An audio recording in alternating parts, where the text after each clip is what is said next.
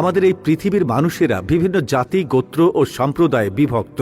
সব জাতিরই আচার ব্যবহার, সংস্কৃতি ভিন্ন রকম, কিন্তু বিশ্বে এমন অদ্ভুত জাতি রয়েছে যাদের সম্পর্কে জানলে আপনার চোখ কপালে উঠে যাবে, যেখানে আধুনিক সভ্যতার আলো পৌঁছায়নি। এমনকি তারা জানে না নিজেদের বয়সও, যুগের সময় কিংবা তারিখ সম্পর্কে তাদের কোনো ধারণা নেই। বাজাও নামের এই জাতির মানুষেরা এখনো বর্তমান পৃথিবী থেকে হাজার বছর পিছিয়ে আছেন। দর্শক, আজকে আমরা বাজাও জাতি সম্পর্কে কিছু বিস্ময়কর তথ্য আপনাদের জানাতে চলেছি, তাই অবশ্যই ভিডিওটি শেষ পর্যন্ত দেখুন। বাজাও বা সামা বাজাও নামেই এই জাতি বিশ্বের কাছে পরিচিত। দক্ষিণ পূর্ব এশিয়ার প্রশান্ত ও ভারত মহাসাগর সংলগ্ন সমুদ্রে বাজাওদের বসবাস। এদেরকে দেখা যায় মালয়েশিয়া, ইন্দোনেশিয়া, ফিলিপাইনের কিছু অঞ্চলে। তারা জন্ম থেকে মৃত্যু পর্যন্ত প্রায় পুরো সময় সাগরে কাটায়। তারা জীবিকা নির্বাহ করে এই সাগরেই। বাজাওদের সঠিক ইতিহাস জানা না গেলেও ধারণা করা হয় কয়েকশো বছর ধরে তারা এই সাগরেই যাযাবর জীবনযাপন করে আসছে।